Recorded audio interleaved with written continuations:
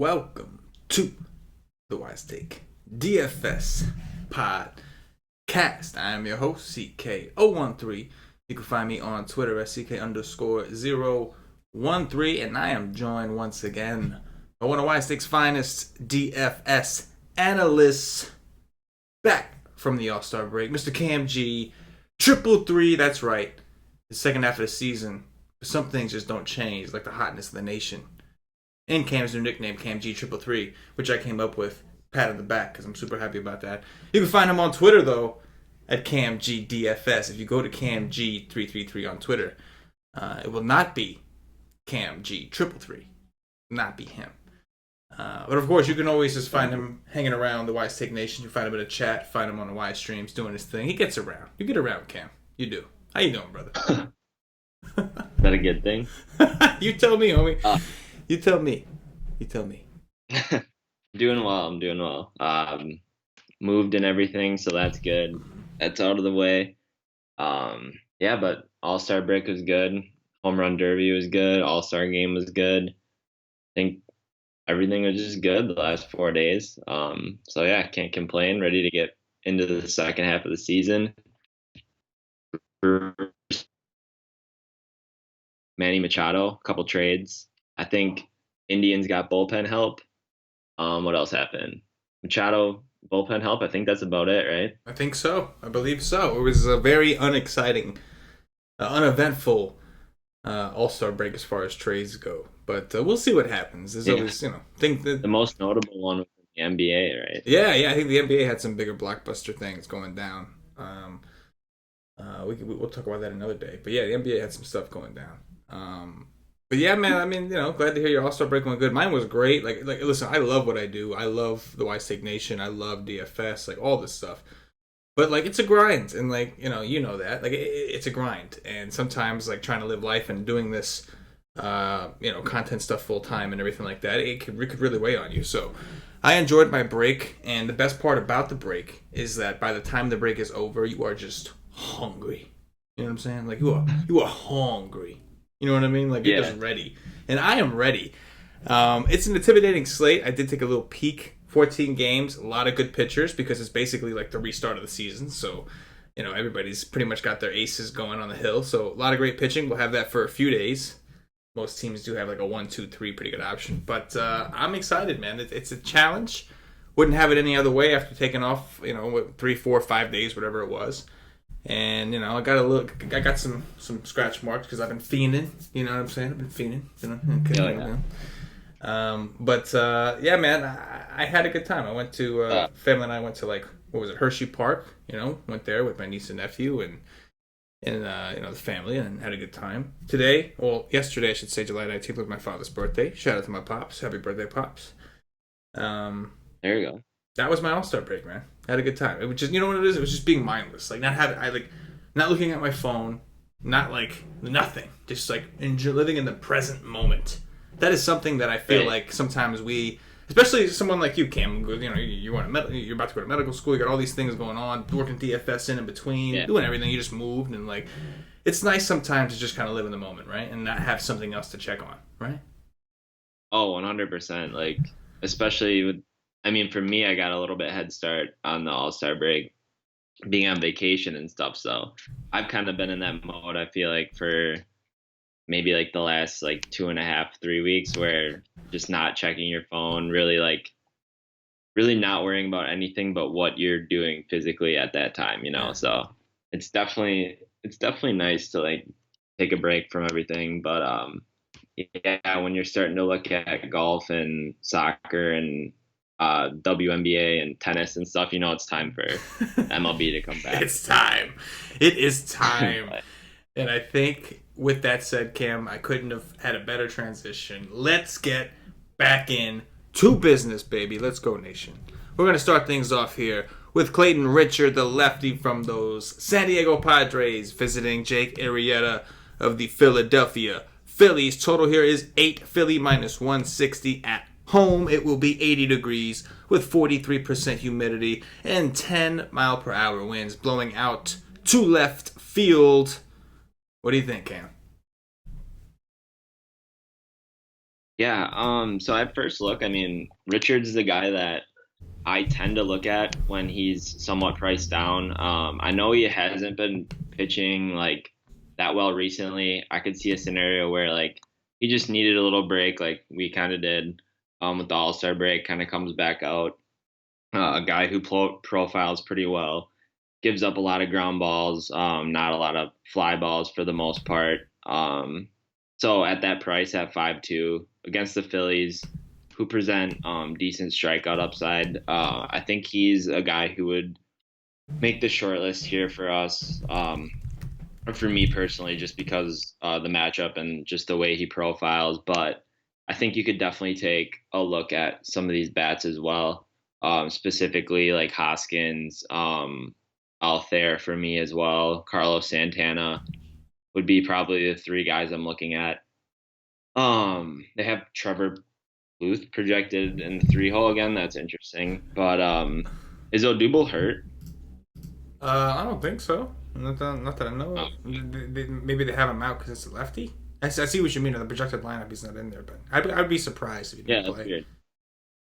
Yeah, usually he plays versus lefties still too because he's one of their better players. But yeah, I'm sure he'll be in there instead of Pluth. I think maybe that's just because he was in there last time or something. Hmm. They haven't updated anything, but yeah, I mean, I think Richards is interesting, and maybe a couple like one-offs for me. Nothing crazy against Richards just because the way he profiles. But Hoskins at 4-1 on DraftKings, I think is a really good price. On the other side, Arrieta 8.5. Just I don't know. Like I think people might go there tomorrow just because of the matchup against San Diego. He tends to pitch a little bit better at home throughout the like year so far. Even if you look at like the last two games, he pitched good on the road as well. But I don't know. He just doesn't really like consistently get games where he strikes out a lot of dudes. It's kind of here and there, not really consistently. When you look into the numbers, like the swinging strike and everything, just doesn't really come along with him. 7.2 swinging strike rate. So I mean, I get it. Like if you want to go there in cash, he might be somewhat safe, but for GPP, I think you're kind of really limiting your ceiling there. So I don't know if I really want to go there just because of the upside, but I get it, I guess, if you're just doing like a thing where you play a pitcher against the Padres because Arrieta is still a professional pitcher and he probably will do decent tomorrow against them. Not really a lot of interest in the bats for the Padres here, although maybe like the next couple days it's a good spot for them going to Philadelphia outside of Petco. Yeah, man. I think that's a great call. We'd like to take advantage of some teams out west when they get these bigger ballparks in the east. I know it's the Padres and they're wiggity whack. And maybe this isn't the spot against Jake Arrieta, but I agree. We want to keep an eye on the situation the next couple games and see if maybe they get a little bit of a better matchup. In the meantime, it's funny. You got Jake Arrieta and Clayton Richard, and like Jake Arrieta has like the name, right? Like he used to be like the super big strikeout dude, like stuff. He's got the name, so he's got that on Clayton Richard. You take that out and you look at them for just 2018. I still think Jake Arrieta is probably the better pitcher. However, they're very similar, right? The two guys without a ton of strikeout upside and matchups with a bunch of strikeout upside. The difference really on DraftKings is what it comes down to, in my opinion anyway, is Clayton Richard is only 5'2". Well, Jake Arrieta is 8'5". So I think I'm with you. Paying in the mid eights or higher or lower. Like we have guys below that. We got Domingo Germán, who we'll talk about. We've got like Robbie Ray, who we'll talk about. We have guys in that area with like mega upside. So paying 8.5 for Arrieta, even against the Padres, does kind of feel like an overpay. I know he's had two pretty good games. I'll give him that. But like you said, man, the swinging strike rate, like these numbers that we rely on, just aren't there for Mr. Arrieta. So I would definitely lean towards Clayton Richard at 5.2 against the Phillies. I think there's just more upside in that price. These are guys that are both capable of putting up probably in the 20s, like on a decent day, and I'd rather get it at 5.2 than 8.5. And especially on a 14-game slate where like the bats are going to come at a premium because we have so many good pitchers on the slate. So I think I'm with you, man. I think Clayton Richard at 5.2 is definitely interesting. Arrieta at 8.5, I think he's fine. I think he'll do fine, but I would pass because, like you said, I kind of feel like I'm limiting my ceiling. I'll say this: the Phillies are a different team this year. But last year, Clayton Richard did actually put up a 38 on DraftKings against these guys once. Yeah, just throwing it out there. Do I expect that? No, I don't expect that. But I would take that, and I would take the 5-2 discount. I mean, even if the guy puts up at like a 15 or a 13, like at 5-2, he's not hurting you. So I'm with you, man. Yeah. I like Clayton Richard. He's probably my favorite play from this game. As far as the bats, they're okay. Ballpark's okay. Hitting atmosphere is okay. Whatever. But we have so many games, I find it hard to commit to anybody from these two teams the way they've played. But I'm with you, man. I think so far in this game, like my biggest takeaway is probably Clayton Richard. Two guys, not a lot of strikeout upside, big time ground ball rates. I'll take the guy that's cheaper. Was that game for Richards at Philly or at home? That is a glorious question, Cam. See, that's why you're here, Cam, because you asked the good questions. It was at home. That's a good point in chat too. I wanted to mention that, but I forgot about it. The Padres too. Like we saw this last year in the second half of the season, where it's really profitable to target teams that have that are like trading their bullpen away. So we just saw that the Padres dumped probably their best two relievers in the bullpen there for one of the top prospects from the Indians. So they got rid of Hand and some other right-handed pitcher who are their best two guys. So I think it's important to just note if we don't want to attack them right now, because the Padres had a pretty good bullpen this year, and just if they're going to start shipping away guys, this doesn't just go for the Padres either. I think it can go just for anyone in general in the league who's kind of shipping dudes out of the bullpen. Or you and I talked about it pre-show about the Orioles lineup. Like just make a note of like the transactions, because it really takes like a big effect. And something with the bullpen is, I think, a lot of things that people can kind of, it goes over their head, right? Like they don't really pay attention to it because it's not very flashy. Mm-hmm. But if you can figure it out and target it, for me at least, second half of last year, it worked really well. Yeah, man. Any little edge you can find. And you're right, people do overlook the bullpen. People spend so many hours researching into starting pitcher matchups. And like on average, what the average starting pitcher is going to last like 5 to 6 innings. Like there's still another 3-4 innings that have to be played. Right. And that's a really good point. But yeah, that's a good point. Padres bullpen should be a little weaker now. They did have one of the better ones in the league, and now we should see that change. They did get rid of two pretty good arms. Let's move on to the next Cammy boy. Noah Syndergaard, better known in my house anyway as Thor of the New York Mets. My New York Mets, visiting Domingo Germán, rookie sensation from Paulie D's New York Yankees. Total in this game currently sits at 8.5. The Yankees, a whopping -160 favorite. 78 degrees, 44% humidity out in the Bronx. What do you got, Cam? Yeah, so Germán faced him earlier on in the year. I think this was kind of a situation, one of those skits where like the Mets were really struggling when he faced him. I think the first inning, Germán gave up a bomb to Nimmo and Cabrera or something, one of those two guys really earlier on. But then later on, I think he threw like 6 innings, maybe 10 strikeouts, something like that. I remember because I was like tilting him because he gave up 2 early home runs, and I was like, of course. But then he battled back. That was in Citi Field for the Mets. Now shifting ballparks to Yankee Stadium here. Definitely a boost for the hitters in the matchup. But Germán's just a guy like I definitely always have my eye on every single slate. Just looking at some of his numbers, he's got a 15% swinging strike rate, which is comparable, highest on the slate once again we see, but comparable to a lot of like elite arms in the MLB. So he's always a guy I'm going to keep on my list.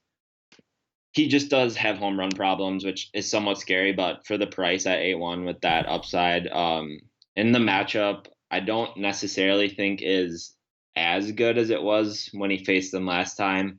Looks like the Mets are going to be getting Yoenis Cespedes back, which is a boost. And just in general, I think like this lineup's better than they performed in the first half. I wouldn't be surprised if they start hitting a little bit better. But I'll have an eye on Herman tomorrow for sure at that price. At 8-1 on DraftKings. When it goes for Thor here for the Mets, I just never really rostered Thor. I always worry about his pitch count. I feel like a broken record, but I think time. Seems like he gets 5 to 6 really good innings, but rarely ever goes like 7, 8, 9 innings. Just takes a lot of like pitches to get through innings, and I'm not sure exactly if he's going to be on a pitch count or anything like that. Here coming off like his third start or second start from the DL, maybe we'll have to find that out tomorrow. But yeah, I don't know. I don't think he's going to get traded or anything, so you don't have to worry about that. But I just don't love the matchup against the Yankees. Although, like, I think maybe for me it would be more of like a FanDuel play. I could look at his price over there, but it just seems like a better like GPP FanDuel play because he could get. I doubt he gets the win, but he could get like the quality start and get strikeouts in like that 6 innings that he pitches and gets the quality start there. But on DraftKings, I just don't necessarily want to go there because I don't think he'll go deep into the game, if that makes sense. Yeah, no, that makes a lot of sense. I mean, he's only had one start coming back from the DL, which he was on for a long time. By the way, he's returning from injury from last season. And he only threw 75 pitches, hasn't pitched since then. So he's had some time off, which is great. They're going to throw him out there again, but I can't imagine... Like, he's got to be on a super short leash. The Mets, obviously, already... They're out of it. Like, they're done. So, not much to play for at this point. You don't really want to hurt him, especially not if you're fielding trade offers for him, which I agree with you. I highly doubt he's going anywhere at this point. But I got to admit, the 9.3 price tag is certainly appealing. Like, this is a guy that we're always paying like 11, 12, for on DraftKings regularly. You're going to get a chance to get him for under 10K. But again, that's because you're most likely, number one, it is a bad park. This is Yankee Stadium, very small, very hitter-friendly ballpark. And number two, like you said, man, we just don't know. I find it hard to believe that they're just going to let him in his second start. Just go ahead and throw 100 pitches. Like I'm assuming he's going to be on the limit.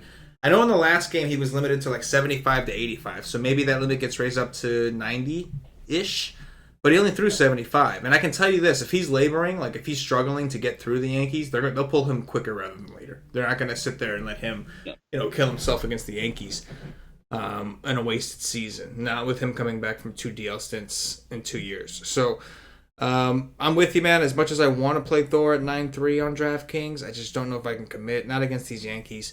I think the Yankees could be very contrarian tomorrow. We know they hit well at home. It's scary to take anybody against Syndergaard. He's got so much strikeout upside. And like the guys that you want to take from the Yankees, like Judge and Stanton, they are obviously big strikeout liabilities. So it kind of sucks. But like look at the pricing you're getting on Judge and Stanton. You're getting a 4.7 for Judge, 4.2 for Stanton.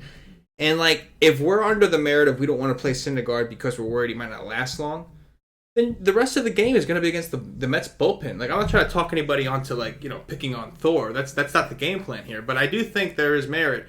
If you want to take a chance on Thor, you certainly can. But if you're not going to play Thor anyway, there's merit to taking at least one of these guys that's just so cheap. I mean, they can hit 2 home runs off the bullpen. One of these guys happens to hit one off Thor, and then they get the bullpen the rest of the game. It's like, there could be some upside there at a discount. Do you think Familia is going to get dealt? I don't know. Like, they might not even pitch him until the deadline or something. Yeah, it's I true. they might not go that. Yeah. They might not go the stream, but... Right. No, I know what you mean, though. They might be very cautious with him. And, like, let's be honest. Most of the time, the Mets are not in a position where they need him anyway. so it's like, man, this is, just saying.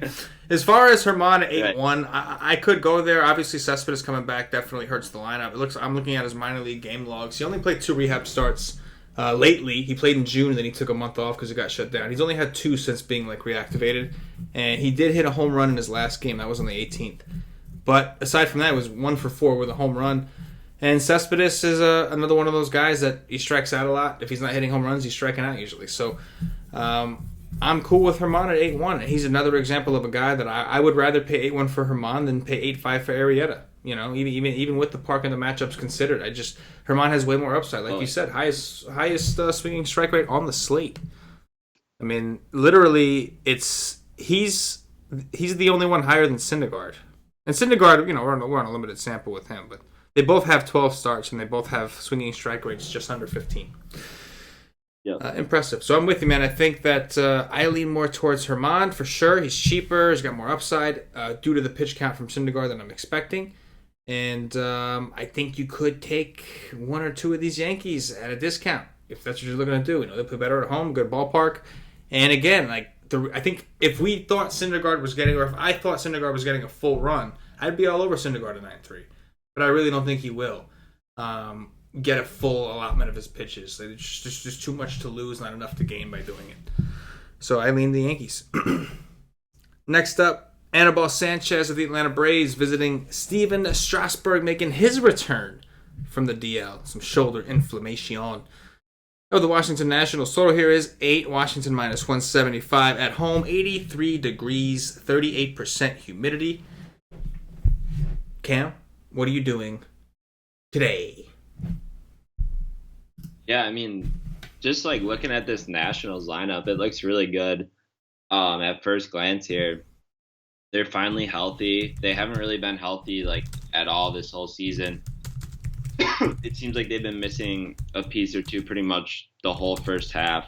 Now you got Eaton, Soto, Rendon, Harper, Adams, Murphy, Turner, and Wieters all batting 1 through 8 there. So that's a really solid lineup. Going up against Sanchez, who has been pretty decent this year, but I mean, he's been hit or miss. He can still give it up. Nationals at home coming off the break. That was played in their home stadium. Harper won the home run derby. Might be riding a little bit of momentum there. A lot of hype going on, and this lineup's just stacked with lefties, and then Rendon, the power righty, and Trey Turner, who is actually a reverse splits guy anyway, who hits righties better. So, I mean, I pretty much like all the Nationals here. 4-6 run total might be a little lower on the slate, or in between, probably not one of the highest. So they might get overlooked a little bit, and I kind of like this spot for them. Going up against Sanchez at first look here. So I wouldn't pitch Sanchez. Strasburg 10-3 on DraftKings. He's actually, I believe, I've been kind of the slate past couple days, but the pitching's been all over the place and not everyone's had their lineups out, so I haven't dug too deep. But this year it looks like Strasburg has kind of owned this Atlanta team, pitched pretty well. 10 Ks, 6 2/3 last time he faced him, and then I think he had another really good outing earlier on in the year. Looks like it's going to be 83 degrees here. Thought I'd mention that as well. And yeah, so I think he's more of a GPP play for me. Freeman, on the other hand, I think is a GPP play here at 4.8 at first base on DraftKings. He seems to see the ball pretty well. From Strasburg, I think he's batting 350 something in a pretty good sample there for him, but it's enough for me to just it's enough for me to just kind of stay away from the Braves bats outside of Freeman, and I like pretty much all the Nationals bats. Yeah, man, Anibal has been a beast. I have to admit, he has been a beast. And the Nationals, some of these guys have good BVP. The problem is Anibal is he has never been the same guy more than 1 year. It's every year he takes on a new pitching identity. He's like Trevor Bauer gone wrong. You know what I'm saying? If Trevor Bauer was the kind of guy that couldn't consistently deliver and consistently improve, after the season was over, he had to restart from scratch and relearn himself. He would be Anibal Sanchez. We see he's a guy with upside, but you look at the Nationals offense, and you just you have to think eventually these guys are going to start murdering right-handed pitching. I mean, they've been better against righties, but they have not been as good this year as I think a lot of us anticipated. They were banged up. They were missing Eaton a lot, missing Murphy for most of the year. Yeah. We understand they're still missing Ryan Zimmerman. They've had their injuries. But I mean, Eaton, Soto, Rendon, Harper, Adams, Murphy, Trey Turner. 1 through 7. It's just murderer's row. It's supposed to be murderer's row for right-handed pitching. So I want to say the Nationals, like, like law of averages, I guess, would tell you that they're going to kick it on at some point second half of the season. But I've been saying that all year. They just kind of haven't been. But either way, I don't want to miss it when it happens. There was like one day where they did erupt. I barely caught a piece of that. I only like Trey Turner, but I don't want to miss the next one because I feel like when the next one happens, it's gonna be a thing. So definitely interest in the Nationals here. It's according to shout out to Patio Joe in the chat. He wanted us to know that it's Steven Strasburg's birthday, so he'll be pitching on his birthday, which is all fine and dandy. He's had 2 minor league rehab starts already. Didn't look terrible, but the most he's gone is 5 2/3. He had 7 strikeouts in that. Did give up a home run. So that's something worth noting. Maybe he's on somewhat of a pitch count. Another thing worth noting, Mr. Freddie. Most call him Freddie Freeman. I call him Freddie Doubles. Some call him Freddie Walks. It depends on what kind of Freddie Freeman you actually get that night. But Freddie Freeman does actually own Steven Strasburg. He's got a 465 WOBA and a 356 ISO against this man. 16 for 45, 4 homers, and does have 14 strikeouts. With that said, Strasburg has dominated the Braves this year. The Braves are a team that we know they don't strike out a ton, but outside of Albies and Freeman, you're just not really afraid of anyone else. So I think that Freeman as a one-off is fine. I think Strasburg is too expensive, and I don't know what to expect from him. If this was in the heat, if it was like 95 degrees or some shit like that, I'd be all over the Braves. We know Strasburg just melts down in the heat, but 83 degrees, 38% humidity, it's actually pretty beautiful. So yeah, I don't think the weather's going to be too much of an impact on him. I'm just worried about how deep he's going to go. So I like Freddie Freeman. I love the Nationals offense, and I don't think I want either pitcher. Next up, Dylan Bundy of the Baltimore Orioles, the Machado-less Baltimore Orioles, visiting Sam Gaviglio of the Toronto Blue Jays. Total here is 9, Toronto minus 147, and Sam Gaviglio owes me a lot of money. What do you got, Cam? Oh, man. Yeah. I think Bundy's a pretty interesting play tomorrow at 8-4 on DraftKings. Did well this year against Toronto in 1 start, struck out 10 over 7 innings, put up 28 DraftKings points. We know slider pitchers against Toronto are a little bit of a thing here. Also, Bundy last year kind of seemed to step it up in the second half. I'm not sure if that's like going to be a trend for him that continues, but I think it's somewhat notable just to see if it kind of continues. That could be like another step in the right direction for him going forward. And I don't know. It's an okay spot. I think it's like a GPP play for sure.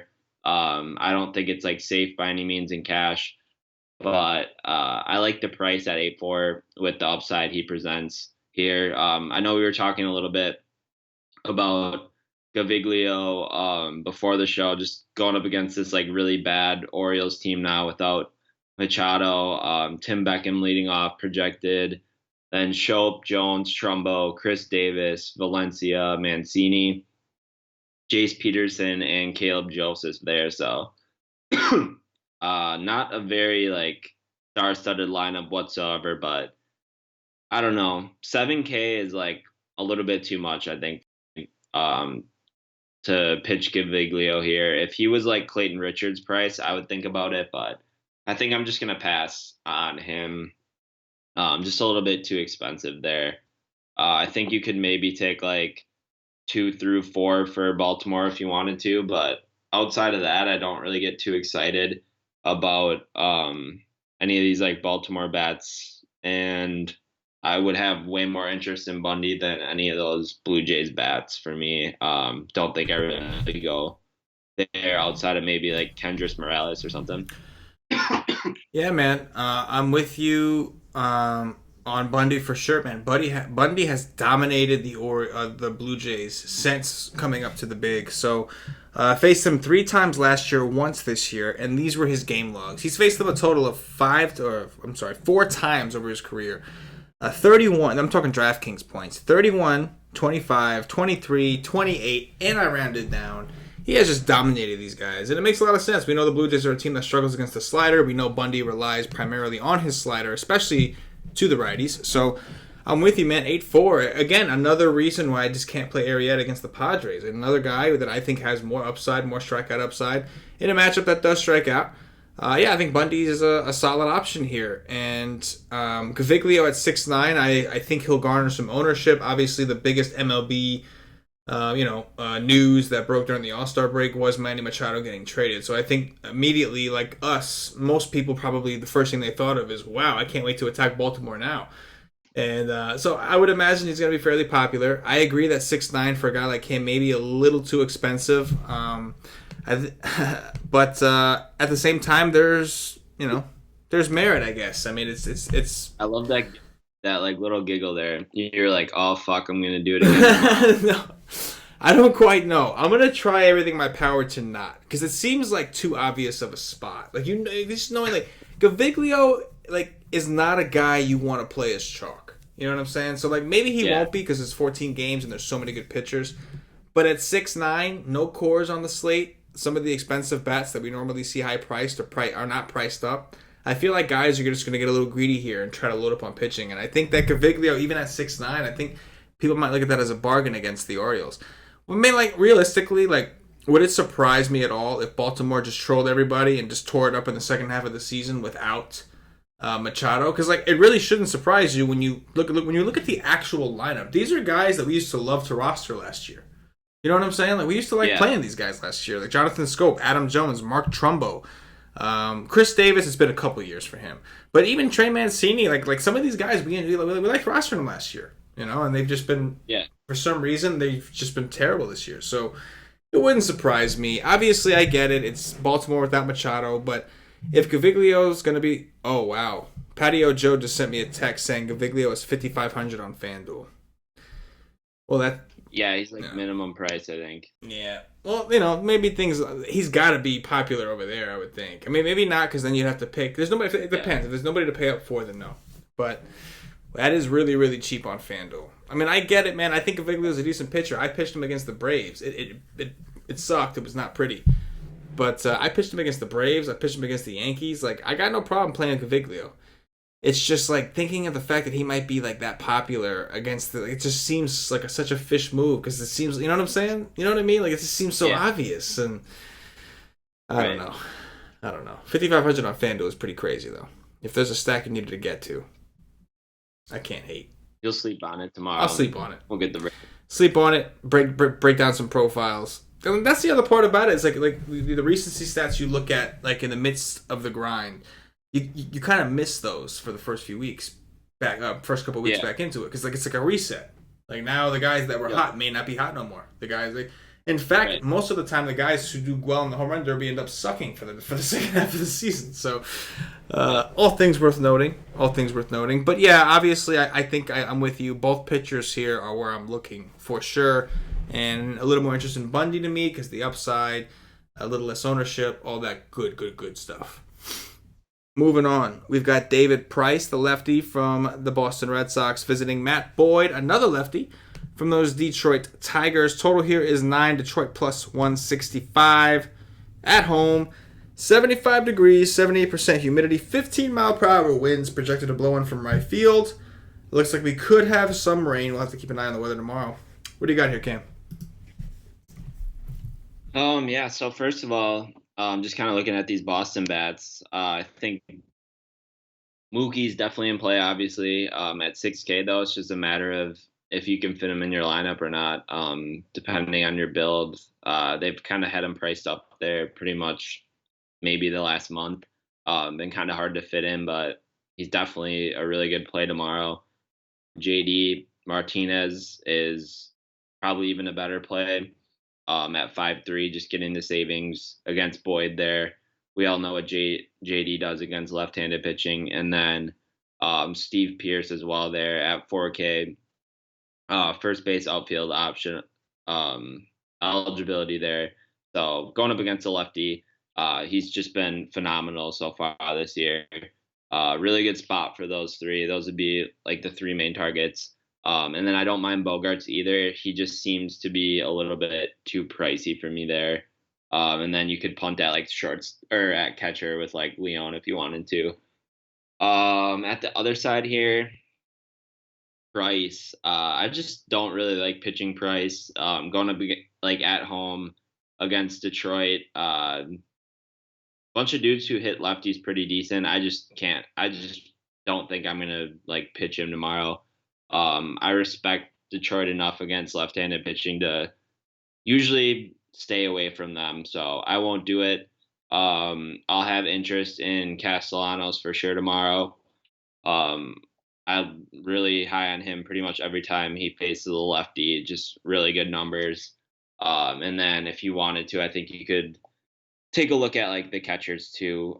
James McCann for me, probably taking the $500 salary savings at 3-3 would be interesting. But outside of that, I think it would be mostly like the three plays for Boston and then Castellanos for Detroit and staying away from the pitchers.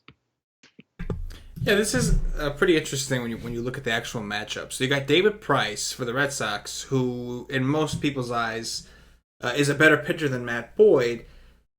He's got what most people would consider a good matchup. I don't think it's a very good matchup. I don't like taking lefties against the Tigers. I think there's just too many righties. A lot of these guys are better against lefties anyway, like Castellanos, Mickey Matuk, James McCann. Not guys you're terribly afraid of, but guys that you would rather attack them with righties. And then you have Matt Boyd going up against arguably the best offense in the league.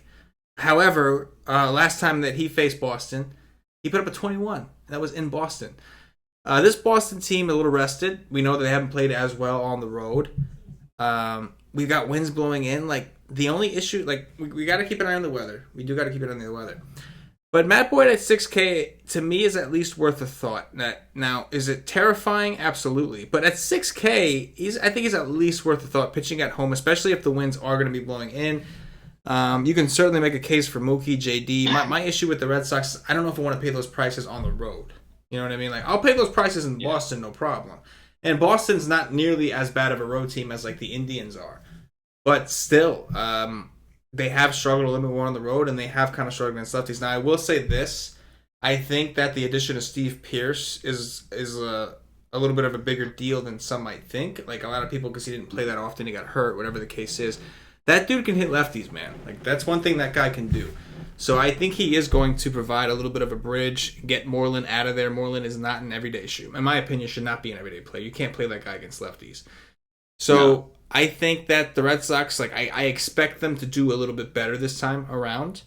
But another matchup that is interesting, like the Red Sox and probably the Indians, I would assume, are going to be like the big pay-up spots. Maybe even the Dodgers are going to be like the big pay-up spots today. And that's going to determine how low you have to go in pitching, right? It's going to decide. Like, if everybody decides they want to stack up Cleveland, like on FanDuel, right? If everybody wants to stack up Cleveland and the Red Sox, then they're going to have to play Gaviglio. However, if they're not looking to do that, if they're going to go elsewhere, maybe you can get a guy like Gaviglio at that price, lower owned than you'd expect. So, interestingly enough. So, Matt Boyd is 6K. I don't want to do it. My gut tells me no, and I usually listen to my gut, so I probably won't do it. On the other hand, though, I still think that maybe these Red Sox guys are a little too expensive to invest in on the road, in my opinion. Yeah, that's a good point. I honestly thought they were at home. Just glancing at it quick, so I'm with you there. Hey, man, you never know. He went into Boston, shut them down. Wouldn't surprise me at all if this time at home he got shelled. I mean, it's just the way sometimes things don't work out the way that they're supposed to according to the numbers, right? We know that. Right. Next up, Jameson Taillon of the Pittsburgh Pirates visiting Tyler Mahle of those Cincinnati Reds. Total here is 9. Cincinnati minus 108 at home. This game has legitimate rain concerns. Heavy rain, 76 degrees, 83% humidity. Looks like there is a 57 to 60% chance of actual heavy rain. So this game, we'll ignore the weather for this particular analysis, but this game could be troublesome. What do you got, Cam? Assuming this game plays. Yeah, I was just going to say that it looks like they're probably, or as of now, it looks like there's a decent chance that it might not play. Or delays, which is always like concerning with starting pitching, but looks like Taillon pitched a pretty good game against them the last time they faced each other, but I believe that was in Pittsburgh. Now this time gonna be in Cincinnati. Obviously a lot different ballpark there, huge boost for the bats. And I'm just like, I respect a lot of these Reds bats enough to kind of back away from Tyone. 7-5 there. He has been pitching pretty decent though, but just enough for me where I think I'm going to stay away. Probably a left-handed heavy lineup here too for the Reds, so I just don't really have a whole lot of interest in him. On the other hand, Molly at 5'9" is a guy who I sometimes look into a little bit. I feel like he has strikeout upside in the right matchup, but I don't know if this is like a great spot for him going up against Pittsburgh, who just doesn't really strike out that much. Probably a little bit more interest actually in these Pirates bats if this game plays. Marte's been hot. Who knows if he stays hot? But Polanco looked good at the plate the last series against the Brewers. He started to get it going again. We saw him at the beginning of the season this year really kind of put it together and then like really fall off. If he can get it going again against Male, this is a good matchup. I like him. I think Dickerson is in a good spot as well. And then I think you could even play Moran for cheap at third base. So I'd probably look for the lefties and then maybe like Marte, but probably maybe no like contrarian Pittsburgh left-handed bats. I don't think many people would go there. And you could take the Reds lefties if you wanted to, but I think I'd favor the Pirates bats actually. Yeah, I'm with you. Especially with the rain concerns, not really interested in either pitcher. Although honestly, even if it wasn't raining, I don't think I'd have too much interest in either one anyway. I agree. I think Tyon has had some massive game against the Reds. That wasn't Pittsburgh, as you said, and he's had some decent games, like at least okay games in terms of strikeouts in Cincinnati. It's just an unfortunate game slate. Like, do you really want to go to that park? You know what I'm saying? Against that offense, a team that you got to be really good to strike these guys out. A lot of lefties. Tyon, Cole, all these guys are just so much better against righties than they are against lefties. So I'm with you. No interest in either pitcher. Malley throws a lot of fastballs. So when you have a guy that throws a lot of fastballs and he's against a team that like doesn't strike out a lot, it's usually trouble for that kind of pitcher, right? Like Malley's the kind of dude where when he doesn't get blown up, it's because he strikes out a lot of guys. And this is going to be a matchup where strikeouts are going to be hard to come by. So a big-time fastball thrower against a team that doesn't really swing and miss all that much. I would think, like you said, the Pirates are in a pretty good position here. I do think the Pirates' offense could be pretty sneaky, assuming this game does play. And they have a huge ballpark upgrade. So nobody ever likes to stack the Pirates. This could be a decent time. They did heat up a little bit at the end before the All-Star break, even though that means nothing. I'm with you, Cam. I think you can look at some of these guys like C. Marte, Polanco, even like a Colin Moran. I think they did designate, what's his name, Austin Meadows. I think they sent him down, which kind of sucks. That guy was pretty good. But it's Marte and Polanco have been so hot, and C. too. Like they've all been so hot. Like, what are you gonna do? Yeah. But I'm with you, man. They're definitely going to be contrarian tomorrow on DraftKings too. Oh, yeah. Because they're priced up. Oh yeah. Oh yeah. Polanco at 4.9. Starling Marte is 5.6.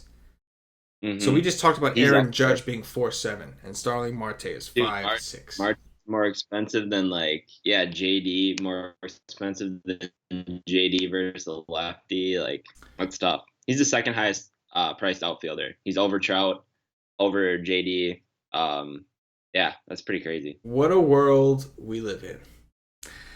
But yeah, man, I like the Pirates offense, and I think the Reds offense is fine. I do. I think I like to play the Reds. They haven't been as good to me this year as they were last year, but overall, it's fine. I know they'll be without Schebler. He's on the DL, so that's one less lefty that Tyon's going to have to face. But I like the Pirates offense better. I think the Reds offense is fine. Either way, I'm with you, Cam. I don't really want the pitchers. Next up, we got Dan Straley of the Miami Marlins visiting Nathan Eovaldi of the Tampa Bay Rays. Total in this game currently 7.5. Tampa Bay minus 165 at home. They play in the Dome. No weather concerns here. What do you think, Cam? Revenge for Eovaldi? Yeah, I don't know. I mean, 8.2 is a good price for him. We've seen his ceiling, but I've seen it time and time again. Like, attacking the Marlins just doesn't really return the ceiling that you kind of would think it would. So, I mean, for me, I think it's enough to pass. I think I'd rather take a shot on maybe like a Bundy or Herman instead of Eovaldi, but this is a good spot for him at home, going up against a Marlins team who necessarily doesn't, I guess, strike out all that much against right-handed pitching, but they also don't really create a lot of runs or hit for um, power by any means either. So probably limited upside, but probably safe as well, factoring in his price there. So I think you could fire up him him up in cash, but um, maybe for like tournaments, I don't love the ceiling here. As for the Rays bats, I think I could take a shot here. Like Bowers has really come along since he's coming to the majors. Really hot the last 2 weeks going into the All-Star break. I like him here. Kiermaier as well. I think he's in a pretty good spot. I think Crone you could take, except he's 4.8 on DraftKings. That's way too expensive for me. And yeah, I think maybe like Bowers would be the top play for me for the Rays. And then if you want to attack Eovaldi, you could do like Real Muto or something. But I mean, I don't really love playing Marlins bats, especially in this ballpark. Man, I don't know what like. I'm gonna use one word, or maybe it's two words. You tell me, Cam. It's one of your favorite words, but the way that I would describe the Rays over that last like week heading into the All-Star break, slate breaker. That's what they were. Yeah. Every day. They were just breaking slates every day. It's just like didn't matter what the profiles looked like, didn't matter what the matchups were. They were breaking slates. They were just double digit runs every night. It was like they became a football team all of a sudden. Yeah. And Well, that day they were going up against Barrio, so they put up, was it like 18 runs in like the seventh, eighth, and ninth or something? it was wild. It was just wild. Yeah. It's unbelievable. And now when you look at their price, like it's crazy. But you're looking at all these guys who like you don't really consider to be very good hitters, but they're priced like some of the best in the game. Like CJ013 4.8 on DraftKings, also more expensive than Aaron Judge. I mean, it's wild, man. It's wild. Like even Bowers, as good as he's been, like 4.4 for Bowers. Like it just seems like, well, I don't know. It just seems like wow. However, it seems like you may have put the jinx on them, Cam. And you're gonna love you're gonna love how I pinned this on you. Ever since you had told us, you pointed out to us that the Rays were one of the top teams in WRC Plus at home. And they happened to be, when you said that, they happened to be entering a big homestand. They went on a tear that was so strong that it carried on even when they went on the road. I think you did that, Cam. I think if you're a Tampa Bay Rays fan or if you won a lot of money on the Rays for some odd reason because you were playing them like a crazy maniac you are, you need to give a big thank you to our boy CamG333 here, man, because I really do think you have something to do with that, man. The Jinx guys were with you that day. But yeah, you pointed it out, man. In a sense, you kind of like almost like basically said like that they're basically what you said was they're really good at home, and they have been. They really have been. I think that Straley is a guy that they should be able to hit. I really don't. I mean, Straley I still don't think I'm not quite sold on him. I know he had a pretty big game against, I think it was your Brewers. But the Brewers were able to put up some runs. They hit a couple home runs. It's just they were in one of their strikeout funks. The Rays are like the opposite. They're not striking out. They were hitting like animals. It's tough for me to look at the Rays and like, number one, I feel like I'm kind of jumping on the bandwagon late. And number two, I feel like now I'm overpaying. So it kind of backs me off of the Rays offense a little bit. But we have to just point out the fact that they're slate breakers, man. We have to. I'm horrified. If I enter an extra lineup tomorrow, it's only going to be to fit in a Rays stack, just in case. Like, you know what I mean? Like that's how crazy they drove me that last week. As far as Eovaldi, I'm not too big on Eovaldi. I have concerns. I understand that he went out there and dominated the Mets. Big whoop. Everybody dominates the Mets. However, looking at his actual pitch counts, like in his last game, like even that day against the Mets, he put up a 37 on DraftKings. He only had 79 pitches. And, that worries me, man. Like, they really kind of seem to baby this guy a little bit. So, like, they've let him go 100 before, but he hasn't in about 3 starts. So, that worries me. I'm with you. Don't really want to pick on the Marlins anyway. Just not big on that. I think that we have other guys that are close enough in price that we could take a chance on. I don't think I want Eovaldi.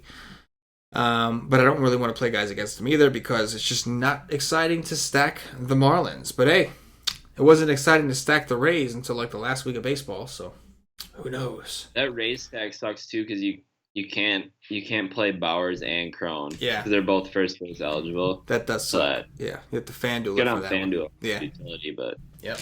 that's tough. Got to FanDuel it. And also, one other thing about Straley here. Straley, obviously an NL pitcher, normally gets to face other pitchers, so he'll have to face a DH in this matchup. Boom. How's that for knowledge? And another thing to add, Wilson Ramos is on the DL too, so Yeah, very good point. Very good point. A piece out of the Rays lineup too, if that matters. That's a pretty big piece. Well, yeah, it's a pretty big piece. He's one of the guys that was just on a tear. So that's a really good point, Cam. Really good point, man. Next up, we've got Trevor Bauer of the Cleveland Indians visiting Martin Perez of the Texas Rangers. Total here is 10. Texas minus 170. 107 degrees. Humidity is 19%. 11 mile per hour winds blowing in from right field. Cam, what are we doing here, man? I just wish it was 7 mile per hour winds blowing in. That just would have made my night. But yeah, I mean, that's pretty crazy. 107 degrees, but I mean, Trevor Bauer's like my guy. I think I literally pitch him every single time he pitches. I think it started since I started here at Wise Take. Like I pretty much said pitch him every single time. Near the end of last year. I know Wisco like hated him last year, but I really like believed in him. I watched him pitch in college, and I just like what like I see from him and just like his work ethic and stuff. I was talking to you pre-show about the stuff he was like explaining in his interviews, like pretty crazy. At the All-Star break, he was talking about like his different grips and like the technology that goes into his pitching. It's pretty wild, but he's a guy who wants to throw a lot of innings, he said.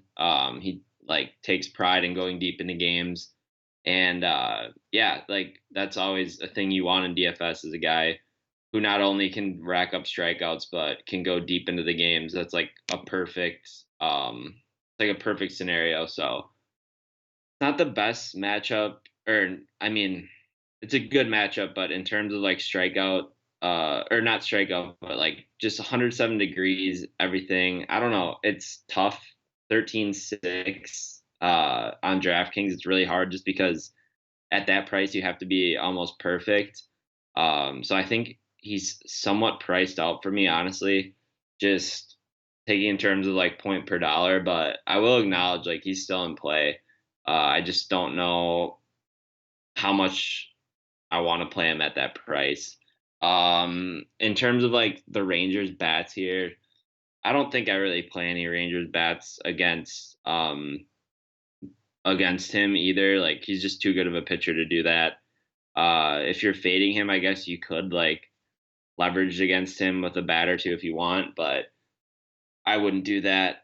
And yeah, it's just like I don't know. It's tough. I couldn't do it though. On the other hand, Martin Perez, like going up against this Cleveland team in Texas, 107 degrees, really good hitting conditions. Like, I think you can definitely fire up a lot of these guys. It sucks that they're facing like a pretty bad lefty instead of a righty because I like a lot of these guys from the left side better, but they'll see the bullpen for sure. Martin Perez typically, I don't think, is a guy who goes deep in the game. So I wouldn't worry too much about that. I think you can definitely fire up a lot of these guys like 1 through 5 for sure for me. Yeah, so it's tough. I think I would do Lindor, Ramirez, and E5 for sure, and then Geyer is like a cheap salary saver at 3-3. I'm not sure what he would be on FanDuel, but I would assume he'll be a really popular play tomorrow just to try and fit everything else in.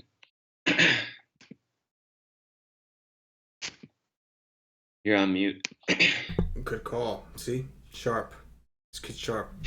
Bauer at 13.6. I agree on DraftKings. Just kind of a little too expensive considering it is 107 degrees. I think the strikeouts, like Bauer's the kind of guy that could force strikeouts. We know that. We see him strike out a lot of teams like the Reds. But the Rangers, I think, will work his pitch count up. If he does happen to make one mistake, while maybe it's a fly out in one ballpark, it could very easily lead to a home run in this one. So 13.6, I don't know. We have so many good pitching. Like the mid tier is pretty loaded. It's hard for me to want to go to 13.6 immediately. I will acknowledge that Bauer is just phenomenal. With that said, I'm with you. I don't really want to pick on him either. I don't want to play the guessing game of which Ranger is going to do it. Also, worth noting, we talked about the Padres. Let's talk about the other end of that trade. Cleveland's bullpen did just get a little bit better. Cam, you were one of the guys beginning of the season that were really urging everybody to take note that Cleveland's bullpen was really bad. And you were right, man. There was many a slates won off the bullpen, off Cleveland's bullpen. So something worth noting. Also could have some impact on Trevor Bauer. I don't think it will have too much on him. Like he's the kind of guy that tells his coach, "I want to throw 130 pitches," and his coach just says, "Fine." I think they just trust that he takes care of himself because they know he's a freak. But either way, probably worth mentioning. And as far as the Indians, you gotta love the Indians against Perez. The Indians, we like them better at home, but it's gonna be 107 degrees. Like it's hard not to like them. The issue, of course, like you said, Cam, is the guys that you want to play the most, which is Lindor and Ramirez, one of the best mini stacks in the DFS industry. They're just so damn expensive. Like these are prices that are higher than a lot of Coors players, 5.7 and 5.8. And usually, kind of like Mookie and JD, like you want to play them together. You don't really want to play them like one-offs. Like those are guys you like to play together. So very hard to reach, but if you could reach it, seems like an awesome time to do it against Perez and, like you said, a very bad Ranger bullpen. Indians look good here, man. Faux shiggity. Next up, we've got Rich Hill, the lefty from Patio Joseph's Los Angeles Dodgers, visiting Wade Schmiley of Cammy Boys Milwaukee Brew Crew. Total in this game not listed. Looks like Milwaukee was a little late to announce their pitcher, so we don't have a total or a spread yet for this game. Looks like some rain in the forecast, but that doesn't matter, Cam, does it? No, it does not, because your Brewers have a roof. Talk to me about the Brew Crew. That is true. Yep, that retractable dome there. More teams should have it. It's definitely beneficial. But yeah, I mean, Machado, I think, is a really good play. Going up against his former teammate there in Baltimore a year back or so, facing a lefty, just has really good numbers versus a lefty, and gets a ballpark boost here. Obviously, not in LA, but even a ballpark boost if he was playing for the Orioles here. So really good spot, just 5-1 at shortstop. Might not be like the spot to pay up at shortstop, but if you are, I think Machado's probably one of the better plays at the position tomorrow. I like it riding the factor, or I like him too, just like the fact that he just got traded and probably going to try to like prove something. Yeah, so I don't know. I like Turner as well. Like Matt Kemp a lot at 4K. I think that's a really fair price for him, especially factoring the ballpark here. Grandal at 4.7, I think is a little too much for me. And I like Taylor too, but he's just a little too pricey. The thing that concerns me about like the Dodgers stack here, I think the Brewers really probably want to come out tomorrow and really win this game. So I wouldn't be surprised if Miley goes 4 innings, maybe 5 innings, if he's pitching well, and then they bring in like a lot of these good bullpen pitchers. We saw, obviously, we saw Hader at the All-Star break or at the All-Star game with the shenanigans that went on with him. But they have Jeffress, they have Knable, they have Barnes as well. Just like a lot of really talented arms out of the bullpen. So I think they're gonna really want to get this win. I think they lost 7 out of their last 8 going to the All-Star break. I think this is going to be like a real emphasis to get this game, get this series. So I'm a little bit worried about a Dodger stack here. Initially, it's definitely tempting, but I'm sure they'll be really popular going up against Wade Miley.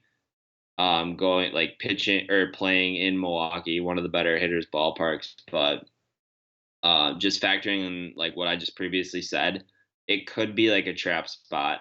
Um, on the other side, like Rich Hill against the Brewers,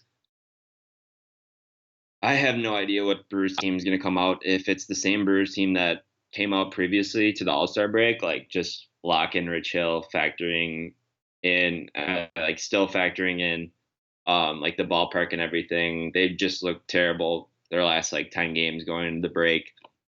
Only guy I would really be afraid of would be Aguilar, obviously. But other than that, like hold up. Say that again. What? Aguilar? You alright? You feeling okay? What? No, you just said his name so normal. It was like. Do you want me to say Aguilar? what happened? So you knew? Did you correct it? Did you just? No, I say it like two different ways half the time. I don't know. I mean, like the way you said it caught me off guard because you said it so properly. I was like, wait a minute, I thought I was doing the show with Cam. And I was like, my bad. Continue. He was like a nobody. He was a nobody before, but then like you made him better. You made him, but with his name Aguilar. He was with my Wisconsin accent. Yeah, exactly. Aguilar. Yeah. Now that he's good, he has like the Mexican accent going on or whatever. Now that he's good, you say his name properly. Aguilar. Yeah, exactly. he earns it now. But yeah, I think Rich Hill. Like, I would do Rich Hill for sure. You're gonna get the Brewer team that was previously in the All Star break. Just always scared of Aguilar. But outside of that, I mean, I would stay away from the Brewers here, and I think the Dodgers could be somewhat of a trap, honestly. Before I give my side, which I actually agree with a lot of what you're saying, Cam. Before I do that, I just want to let you know, Paulie D is pissed, man. He's really, really pissed. He said that you may have ruined his night. He was really he was super excited about you being. He missed everything. He missed the nation, and he was really looking forward to hear the Cam accent, the Wisconsin Aguilar accent, and he didn't get it. He didn't get it, man. So just want to let you know, man. Listen, your fans aren't just out there listening. It's us too. It's us too, Cam. Yeah. Okay. I'm just saying. All right. I'm sorry, Paulie. He's been waiting a week. He's been waiting a week for this, man. He's been waiting a week. Yeah. Paulie has been texting me. Like we haven't really talked all that much. I haven't talked to anybody. Everybody's kind of taking a break, but the only texts I've gotten from Paulie have been him making fun of the way somebody says something, including himself. But something Paulie couldn't wait to hear everybody. He just couldn't wait to hear everybody talk, and he thought he was getting some Aguilar action, and he didn't. And so he's a little upset. But I just didn't give it to him. You just didn't give it to him. You just didn't give it. Sometimes you gotta give the people what they want, Cam. With that said, I actually totally agree with your analysis of this game. Rich Hill is in play. Another mid-tier option, loaded mid-tier options on DraftKings today. Big upside, however, we do have the blister scare. Hasn't really been an issue. He's changed his form, whatever. But he also hasn't looked as crisp since changing his form. We've seen some guys kind of get to him, like the Padres, for instance, had a very mediocre game against the Padres. And then when you look at Milwaukee, Thames is hurt anyway. Now you got Aguilar, you got Kane, you got Saladino, Perez. These are all guys that are definitely better against lefties. So there's definitely some concerns. I feel like they strike out less against lefties. I got to double check that, but I'm pretty sure they strike out less against lefties as a team. And it's a small ballpark. So I think there's merit to Milwaukee, especially when Rich Hill is struggling, it's typically with home runs. So that could be some pretty big upside. Of course, you got to worry about the Dodger bullpen. With that said, we'll go on the other side of this game. Manny Machado has got to be the highest owned player tomorrow. I'm just going to assume that. Everybody made a big deal about him getting traded. I'm sure people missed DFS, missed the game. That was the latest news. Everybody wants to be hip and jump on the new hot play. He's got to be crazy popular tomorrow. I think he's a cash game staple. I would just try to throw him in there as a block, In tournaments, I don't think it's the worst idea to look at a Wade Miley as leverage. The rest of these Dodgers have struggled against lefties for most of the season. They had a little spurt where they were doing a little bit better, but overall they've been very disappointing against lefties. Wade Miley threw 95 pitches in his first game back. He's a guy that people might not want to. They might not want to remember this, but he is a guy that last year had some pretty big games. He's capable of it in the right matchup. So it's a bad ballpark, but I don't think it's the worst idea at 5-4 to leverage against some chalk. And again, like because Machado's going to be chalk, that's going to raise the ownership of the Dodgers as well. Because like people are going to go, I want to play Machado, I might as well stack some of these guys with him. You know what I mean? So there could be merit. I kind of have interest in some of your Brewers, man. I really do. But I got to admit that Aguilar at 5-5, I like him a little bit less because of the name botch. I like him a little bit less now. You did this. You did this. I'm sorry. When he double dongs tomorrow, it's all my fault. Yeah, exactly. But that dude is a sick man, though. What was I gonna say too? Oh, the thing with Miley, like just to like counter or not counter, but to like add on to your point with him, the Brewers, like watching the games, the Brewers actually have been talking a lot about how they like him just throughout spring training, like throughout this season. They think like he's really improved from last year, and it's kind of interesting just because I feel like he gets a bad rap, but I don't think he's really pitched like terrible this year. So it's I never really thought about like leveraging the field, but at 5-4, against it depends like what lineup this Dodgers team rolls out too, right? But like sure. If they're a left-handed heavy team, it could be a spot where you could do that. And also, you said that the Brewers strike out more against righties than lefties. Yeah, they strike out 26% of the time against righties and 21% of the time against lefties. And I think they also give up some power for those numbers too. So I think they see like a little dip in power against lefties and an increase in power with righties just because of the lineup that they bring out there against lefties. It's kind of like a more contact lineup and less power. Boom. There it is. There it is. Some knowledge drop. If you had a mic in your hands, I would tell you to drop it right there. Bam. Wow. But we do have more games to get to. I could talk about the. Oh, I'm sure. I could talk about the Brewers. Oh, I'm sure. I did a show with you in Wisco last year. I'll never forget. I brought up the Brewers. It was over. It was done. I was like, oh man. I made a big mistake talking about the Brewers right now with two Brewer fans. I'll never forget. Oh, that was the last time I had those two on the show. And the Brewers were on. Good times. Good times.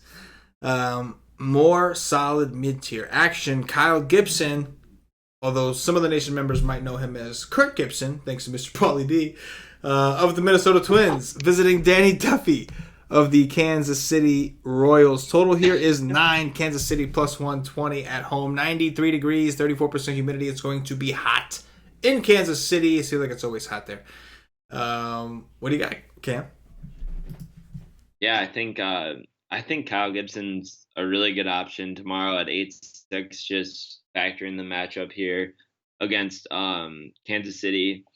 Obviously, like I would say it's like a neutral ballpark when it's like 93 degrees there. But I mean, this Royals team's been pretty bad like this year, and they've kind of limped into the All-Star break.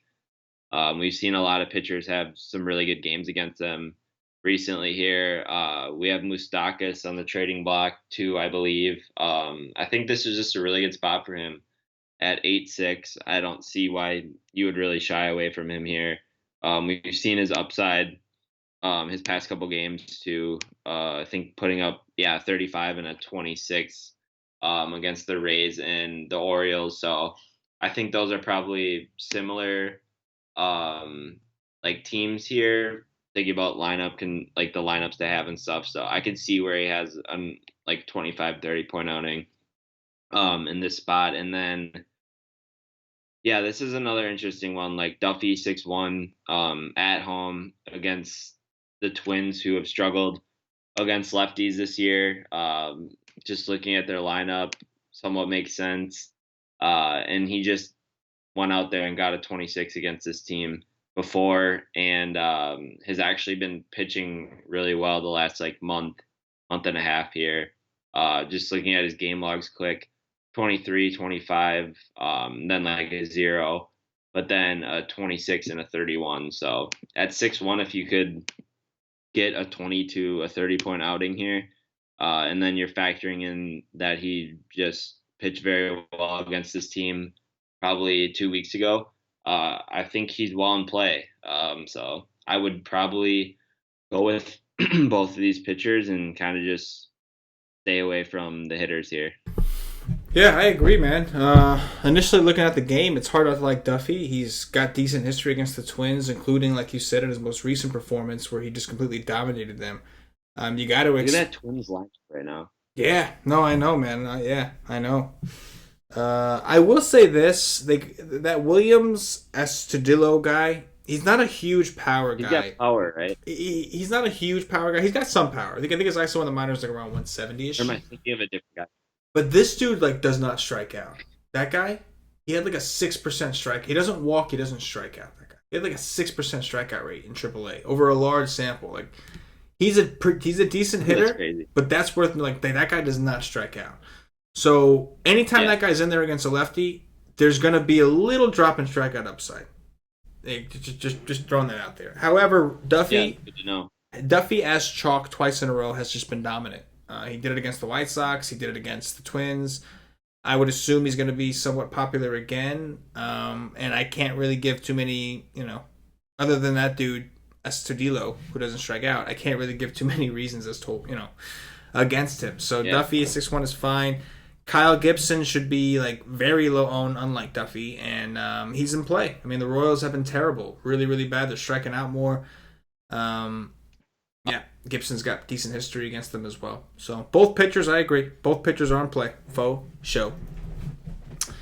Next up, Derek Rodriguez, son of Pudge Rodriguez of the San Francisco Giants. Johnny the Freak's San Francisco Giants, visiting Edwin Jackson of the Oakland Athletics. Total here is 9. Oakland minus 125 at home. 68 degrees, 68% humidity. Sounds like a pretty nice day out in Oaktown. What do you got here? Yeah. I mean, just in general, like I kind of like Derek Rodriguez as a pitcher. I've watched him pitch a couple times. Enough for me to kind of stay away from these Oakland bats. I think you could maybe take like a one-off against him, but I don't see like a scenario really where a full Oakland stack goes off against him necessarily. I think you could take like a Chris Davis, a Matt Olson, Lowry, or one of those guys, but I just don't really see a scenario with him where Oakland really goes off against him in this ballpark here. So I would just do like a one-off against him, nothing like crazy with a 5-man stack or something. And on the other side, I think I would take like Belt. That would probably be the only guy I would take against Edwin. I never really take Giants bats. So the only guy I really respect is like a hitter, unless if one of these Giants guys gets hot or something, is Belt. So I would play Belt. I don't have a lot of interest for Edwin at 6-7. I would rather just play Duffy at 6-1. Yeah, man. I made the mistake. I was with Cash the other day playing Edwin Jackson against these Giants. And man, was that brutal. The guy just, oh man, it just sucks. When you have a guy that's not a big strikeout guy against a team that doesn't strike out a lot in a game where strikeouts are king, it's brutal. There's just too many other options. I agree. Too many other guys with upside. Even like, there's just so many other guys I would pitch over Edwin Jackson at this point. Great ballpark, big foul territory, I think is good for a guy like Edwin Jackson. Not a big strikeout guy, so if he gets a lot of balls in play in that foul territory that could be caught and lower his pitch count, that's good for a guy like him. If you play Edwin Jackson, you want him to do well, he's going to have to go pretty deep because he's not going to get a lot of strikeouts here against the Giants. As far as Rodriguez, I really don't think Rodriguez is all that good, personally. Like, I haven't seen anything from him or in his stats that tell me he's actually good. I'm not saying he's bad. I just don't know how good he is. Yeah.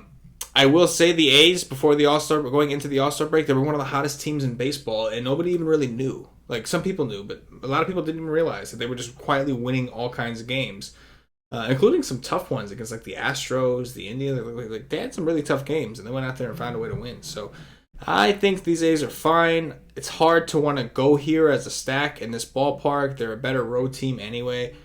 But all in all, I don't think I want either pitcher. Next up, German Marquez of the Colorado Rockies visiting Robbie Rizzle, better known as Robbie Ray of the Arizona Diamondbacks. No spread, no total that I see. It's going to be 105 degrees in Phoenix, dear God. They will be closing that roof, I assure you. What do you got here, man? Yeah. So I mean, come on. Marquez has like drastic home road splits so far this year. Just looking at fantasy points per game, 8 at Coors, and then actually been pretty good on the road. Although he has struggled against like this D-backs team as a whole here. At 7-4, there's a lot more that I like in the mid range here. So I think I'll probably just pass on Marquez going up against this Diamondbacks lineup that's actually like at full health right now. I think you could definitely take Goldschmidt, Peralta, Pollock, Lamb, and then like Del Scalzo, or if you want to round out with like Jay or something. I think those guys in play, but I would focus on like 2 through 4 for sure. I think those guys are in really good spots here at home.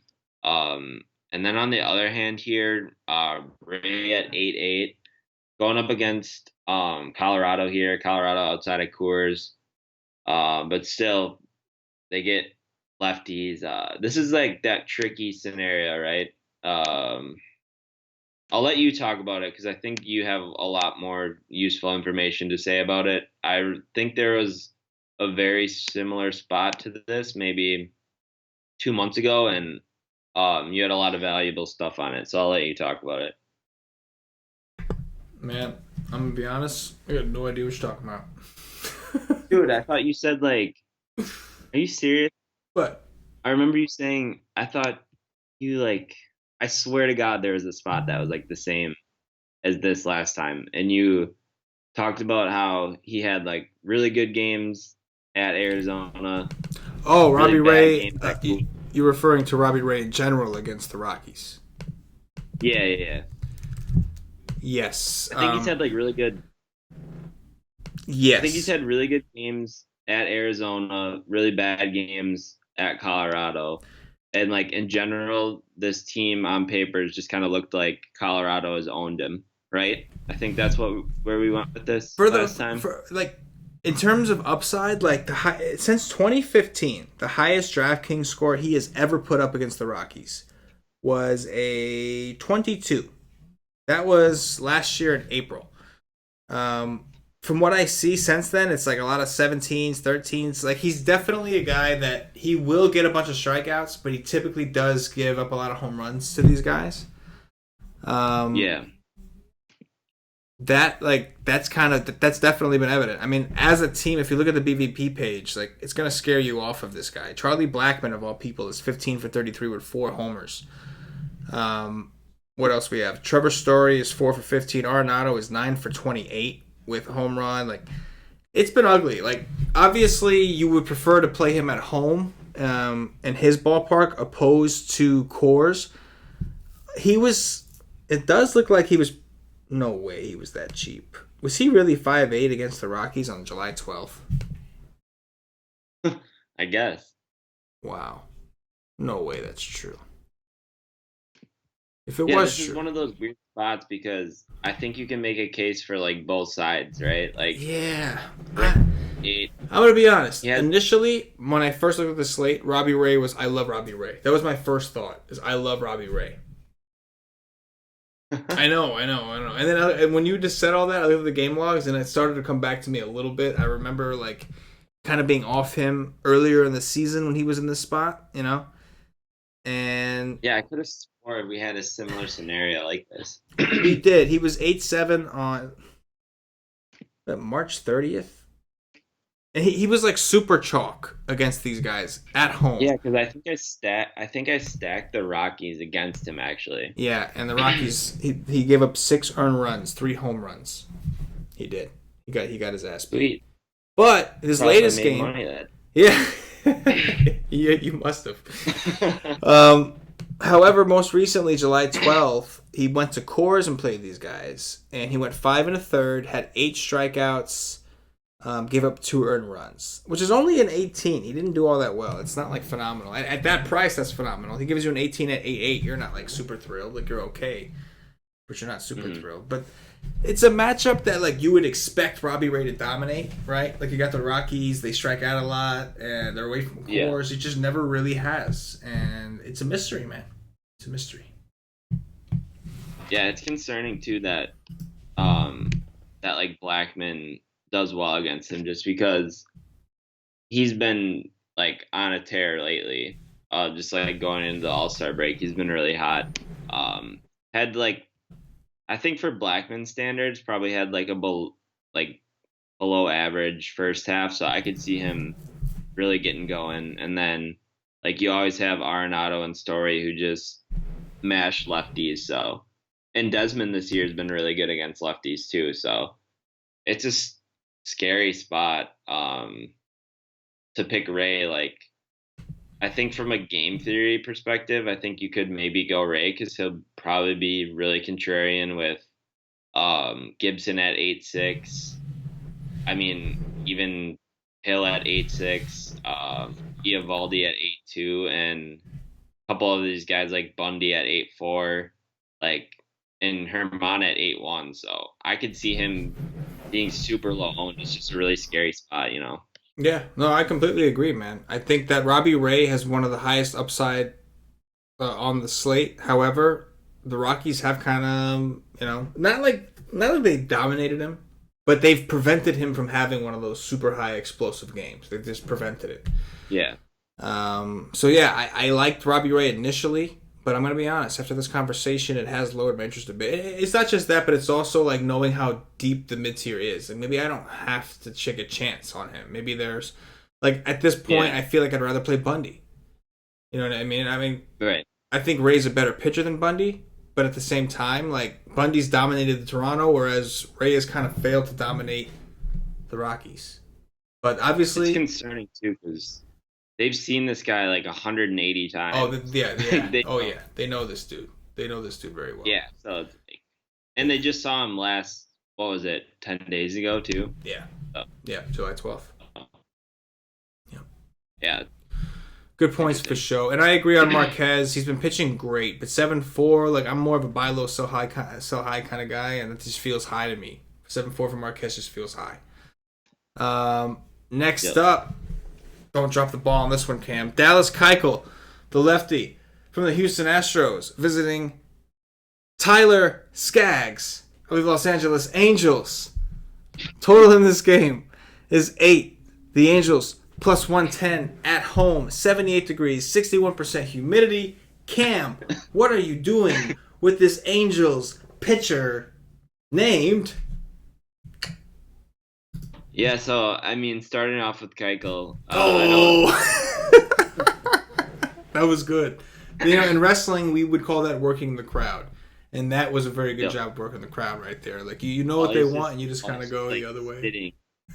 Yeah, exactly. Paulie's pulling his hair out right now. Just waiting for me to say the name, and I'm just gonna make him wait for it. Yeah, I mean, like Keuchel here. I'm not going to pitch him against these Angels. Like, I don't know, man. He just has to be like, he's that kind of pitcher for me where he has to kind of be perfect to really get the score that I want him to get. Doesn't really have like a super high ceiling. I think his ceiling's like 25 for the most part. Had a good game against the Rangers with 33, but I think like 25 is his ceiling. And like, that's if he has like a phenomenal game. At 8-3, I just don't really want to pitch a pitcher like that, especially going up against a lineup who has a lot of like bats that kind of scare me against left-handed pitching. Upton, Kinsler historically against lefties. Those two guys pop out to me. Trout, obviously, always. And then maybe like a Marte or their backup catcher if he comes in. Pretty good against lefties as well. So yeah, I don't mind some of these Angels bats, but just in general, I don't think they're a priority for me against Keuchel. I think these two matchups kind of just a cross off. I don't see like a whole lot of value in either side. Um. Oh yeah, this is a good spot for the Astros here going up against Tyler Skaggs. Uh, I like Bregman a lot. Springer definitely versus a lefty.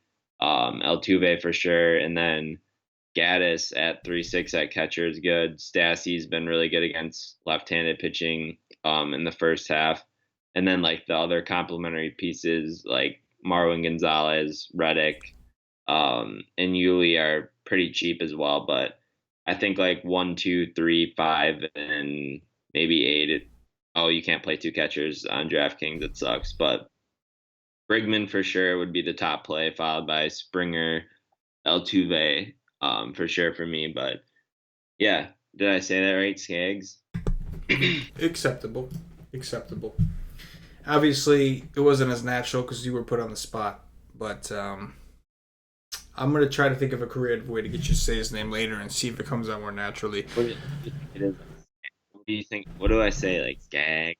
No. Like, like a really long A? You said it right. You said it right, but it was like a conscience, like you were aware of what you were saying. You still said it to a degree. It just wasn't as good as the normal delivery. So, natural's always best. God, I'm really coming out of the break slow. Too slow start there, Cam. He made some adjustments, and like the adjustments, getting some mixed. We'll get him back. We'll get him back next week. We'll get him back. You got to be in the midst of the grind. You know what I'm saying? Like yeah. that's what it is. You got to be in the midst of the grind, and we're not just yet. We had a break. Exactly. Yeah, I don't really want to pitch Dallas Keuchel. I think that the Angels are a decent matchup for him, considering how bad they are against lefties. But we have so many good mid-tier options. I'd rather go with a guy that's in a better position for strikeouts. Angels still don't really strike out a lot, even though they're bad against lefties. And Keuchel's not a huge strikeout guy anymore. Pretty low swinging strike rate, in fact. So, not really on Keuchel. Not really on Skaggs. That's how it is. That's how I usually say it. Not really on him either. 9-4 seems kind of expensive. The mid-tier is pretty loaded. I don't want to pick on the Astros either, especially not with the way Bregman's been swinging the bat. So, I think you can look at some of these Astros. Not a great ballpark. We know this. Mike Trout, 5-4. His price is back up there. I think that last game he was like 4-9 or something crazy like that. But usual suspects, like you said, Upton, Trout, Kinsler. These are the guys you want to be looking at, but they just haven't done it this year outside of Mike Trout. The Kinsler and Upton just haven't done it this year. They got hot for a little bit in the beginning, and they've all kind of just cooled off. And against lefties, I really don't understand why those guys got so bad against lefties. I don't get it. Maybe there is something to the park there. I don't know. Last game, we've got James Shields, brah, of the Chicago White Sox, visiting Wade LeBlanc, the lefty from the Seattle Mariners. The total here is 8.5. Seattle minus 202 at home. 70 degrees, 49% humidity. In the home of Starbucks. I think it's the home of Starbucks anyway. Right? Seattle? Is that where Starbucks is? Yeah. Boom. How's that for knowledge? If I had the mic, I'd drop that shit. What do you got, Cam? That was good. Thank you. Yeah. I think LeBlanc's like a really on DraftKings 6-2. I think he's very similar as well on FanDuel at 6 something, maybe 5 something. But I only pitch LeBlanc when he's at home just because he's a fly ball pitcher. I think this ballpark really helps him out as well. This is one of the better pitchers ballparks here. Usually relatively cold compared to the rest of the games in the slate. Just like a really overall good pitching environment. He's pitched well this year. He's had a couple like ceiling starts. I don't know if I would expect like a ceiling start tomorrow for him, but at 6-2, I can definitely see him getting maybe like a 15, 20, possibly even like 25 here. So in this matchup against the White Sox, obviously they strike out just a ton against left-handed pitching. 25th or 25%, second in the MLB against left-handed pitching so far in the first half. LeBlanc's not a huge strikeout guy, but might get a little bit of a boost there as well, which makes him a really appealing SP2 option there. And I think even possibly your sole pitcher slot on DraftKings or on FanDuel, sorry. So yeah, I like him a lot there. And Moncada's hitting from the right side, which is even a plus for for him going up against the White Sox. On the other hand, uh, like Shields here going up against the Mariners, like he hasn't been as bad this year as he has been, but he still has some games where he gets beat up a little bit.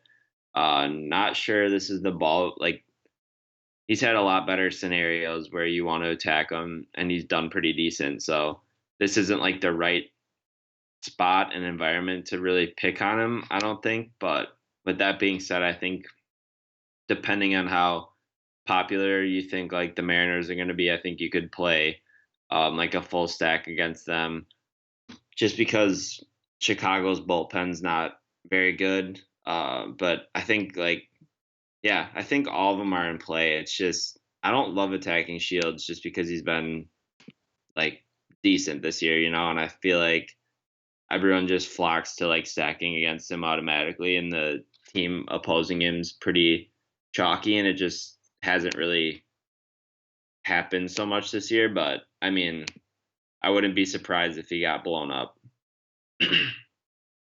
Yeah, man. No, I agree. I think some of these Mariners are interesting. Shouldn't be too popular just because. Well, actually, they probably will garner some ownership just because there's so many good pitchers on the slate that people are going to want to pick on the bad ones. And I think most people believe that James Shields is one of those guys. So I think you're right. I think we could see some inflated ownership. There's actually, I just realized that the Mariners are implied for 5.1 runs too, one of the higher ones on the slate. So maybe they will garner some ownership. I think that you can look here for some value. Like Kyle Seager's got some BVIP. D. Gordon is pretty cheap, stolen base upside, guy that gets on base. So I think you can look at some of these guys. But they're big boppers like Nelson Cruz, for instance, hasn't done well against Shields. Like only one home run in like 34 at bats. That's a lot of at bats. And only one home run. That's a little weird. But he is only 4-1. So I'm with you there. Maybe there's some other spots that we can look at if we think that the Mariners are going to be chalk, because I don't think you want a chalky team going up against James Shields. He's just like the troll of the year, that guy. Every year, that guy's like the troll of the year. Like as bad as he is, he just goes out there and, when everybody's looking at him, he just goes out there and pitches a gem. So I don't think I want to pitch him. I agree this isn't the right matchup in terms of strikeouts, but at the same time, I'm not desperate to pick on him either. And Wade LeBlanc at 6'2", definitely in play. White Sox, before they went on a little tear where they got hot and they got Avi Garcia back, White Sox have been first in the league in strikeouts to lefties all season. Avi Garcia came back and he helped them out. He went on a hot streak. He is one of their best left-handed hitters against lefties. But he's out again. So if he's going to be out again, I expect these White Sox to go right back to sucking against lefties like they did when Duffy shut him down the other day. So I'm with you, man. 6'2", Wade LeBlanc, late night hammer. I can get some of that. And that is going to do it. Yeah, and I feel like the thing with Shields too is like this isn't a good spot really to attack him, because when you're trying to stack against Shields, I feel like we're kind of looking for that game where Shields gives up like 3 or 4 home runs to like a stack, and this probably just isn't like the right spot to get those 3 or 4 home runs. If this game was in Chicago, I'd probably have a different output on it, but take on it. But yeah. No, definitely a good point for show. That's going to do it, ladies and gentlemen, for the Wise Take DFS game-by-game breakdown. At this point, I'm going to remind everybody, if you haven't already, check us out at wisetake.com. I don't know what you're waiting for. This is the last podcast of the week. This is a quick one and done. Next 2 days off. Podcast returns Sunday night for Monday's slate. In the meantime, come rock with us at the Wise Take Nation. We will be providing content, as we always do, through the weekend. Tomorrow is obviously Friday, so come see what we got. We got Cam's going to be doing the cheat sheets. We got Cash and DFS on the Y stream. I'll be doing the GPP article. Johnny on the Cash Game article. Expert poll. We are ready to rock after this break. We are pumped. There will be a strategy session I will be doing at 1 p.m. tomorrow. That's right. Strategy session makes its return. One day, though, so make sure you hop on this. Otherwise, you're going to have to wait till Monday to get the next strategy session. So come rock with us. See what it's all about. $2.50. All it takes to get you a day pass. If you don't know what I'm talking about, go to wisetake.com. And you'll see the deal. Like I said, $2.50, all it costs to rock with us for a day. Come rock with the nation. In the meantime, Cam, let's do some top threes, man. Top three pitchers. Obviously, it's our first look. This is going to be fun narrowing down this field. What do you got? Yeah. I think I would go LeBlanc, Duffy, LeBlanc, Duffy, and trying to decide. Hmm, let's go. Let's go Bauer, but I don't know if I pay that price for him. I like it. I like it. I like it. And I don't think Bauer ended up even being all that popular just because of how loaded the mid tier is. You know what I mean? And Yeah. like, I think most people are going to look at that and just want to stay away from that heat. So I think that's a pretty decent game theory option. But we'll get a feel for it tomorrow. My top three probably go with Dylan Bundy first against the Blue Jays. Man. After that, I guess I would go with... I'm going to go all mid-tier and go Robbie Ray, Kyle Gibson, and then Dylan Bundy. I'll go all mid-tier there. Mid-tier threes. Top three stacks, Cam. What do you think? Let's see here. I like the Nationals a lot. I like the Indians and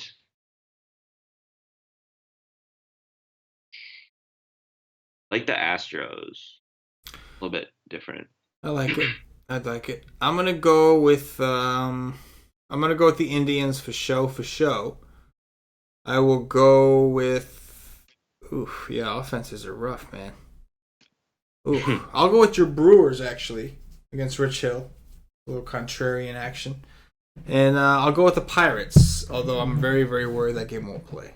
If it does play, I do like it.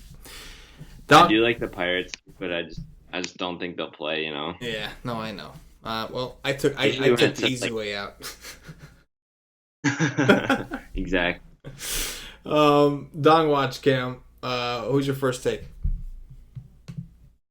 Gregory Polanco.